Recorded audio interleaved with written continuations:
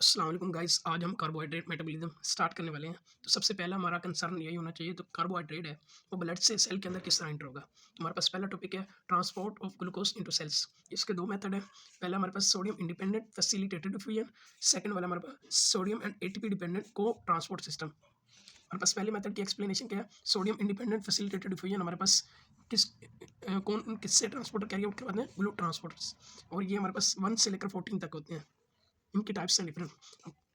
इनकी दो प्रॉपर्टीज़ हैं, ये टिश्यू स्पेसिफिक भी होते हैं और फंक्शन स्पेसिफिक भी होते हैं।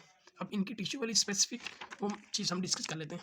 अब ये टिश्यू वाइज डिफरेंट हमारे पास ग्लूट चैनल्स होते हैं। मीन्स के जैसे हमारे पास ग्लूट 2 है वो लीवर में होता है, किडनी में होता है और पैंक्रियाटिक बीटा सेल्स में होता है। जो हमारे पास ग्लूट 3 है वो न्यूरॉन्स। ग्लूट 1 हमारे पास erythrocytes means red blood cells में होता है, blood brain barrier and choroid plexus जो हमारे पास थर्ड वेंट्रिकल में होता है ब्रेन में। अब ग्लूट 5 हमारे पास क्या होता है, स्मॉल इंटेस्टाइन और टेस्टिस में। और ग्लूट 4 हमारे पास एडिपोस टिश्यू में, स्केलेटल मसल में। और सब ग्लूट ट्रांसपोर्टर्स में सिर्फ ग्लूट 4 ही है जो इंसुलिन को रिस्पॉन्स करता है। मीन्स के इंसुलिन की वजह से ये हमारे पास ग्लूट 4 जो है वो एक्टिवेट्स हो सकता है और इंसुलिन ना होने की वजह से इसकी कंसंट्रेशन कम भी हो सकती है। अब इनके फंक्शन की स्पेशलिटी देख लेते हैं। जो हमारे पास ग्लूट 1, ग्लूट 3 और ग्लूट 4 ये सिर्फ और सिर्फ ब्लड से ग्लूकोज उठा के सेल में लाते हैं। ठीक हो गया, यूनिडायरेक्शनल मूवमेंट करवाते हैं। हमारे पास ग्लूट 2 है, ये बाई डायरेक्शनल मूवमेंट करवाता है। जब ब्लड में ग्लूकोज ज़्यादा होगा तब ये सेल में लाएगा, अगर सेल में ग्लूकोज ज़्यादा है तो ये ब्लड में लाएगा। ठीक होगा। नेक्स्ट हमारे पास ग्लूट 5 है, ये ग्लूकोज को ही ट्रांसपोर्ट नहीं करता, ये फ्रक्टोज को ट्रांसपोर्ट करता है। क्योंकि इसकी हमने लोकेशन देखी थी, हमारे पास क्या होता है, स्मॉल इंटेस्टाइन और टेस्टिस। स्मॉल इंटेस्टाइन में तो हमारे पास इसकी बात समझ में आती है कि ये रीअब्जॉर्ब होता है, बट टेस्टिस में क्या होता है कि हमारे पास वहाँ पे ये स्पम्स की न्यूट्रिशन के लिए फ्रक्टोज में रिक्वायर्ड होता है। जो सेकंड वाला मेथड है उसका एक्सप्लेनेशन है sodium and ATP dependent cotransport system. इसमें एक्चुअली होता क्या है कि हम against the concentration gradient movement करवाते हैं। और वो में इस तरह होता है कि सोडियम ग्रेडियंट के साथ कपल करते हैं उस मूवमेंट को, और वो जो ट्रांसपोर्टर कैरी आउट करवाते हैं उनको सिगल्ट कहते हैं।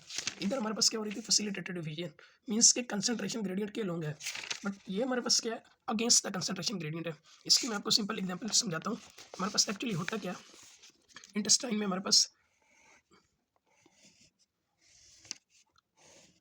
एक हमारे पास क्या होती है, ल्यूमिनल मेम्ब्रेन, एक हमारे पास क्या होती है, एपिकल मेम्ब्रेन। ठीक हो गया। एपिकल मेम्ब्रेन के ऊपर हमारे पास क्या होता है, सोडियम पोटाशियम एटीपीएस, जो कि 3 सोडियम को आउटसाइड भेजता है और 2 पोटाशियम को हमारे पास इनसाइड भेजता है। अब इसकी वजह से क्या होता है कि सोडियम की कंसंट्रेशन ग्रेडियंट हमारे पास, यहाँ सोडियम की कंसंट्रेशन हमारे पास सेल के अंदर कम हो जाती है। अब सोडियम की कंसंट्रेशन कम होगी तो सोडियम अपनी कंसंट्रेशन ग्रेडियंट के लॉन्ग मूव करता है लेमिनल मेम्ब्रेन के अक्रॉस। अब जब सोडियम मूव करता है तो उसकी कंसंट्रेशन ग्रेडियंट का फ़ायदा उठाते हुए ग्लूकोज भी इसके साथ ट्रांसपोर्ट हो जाता है।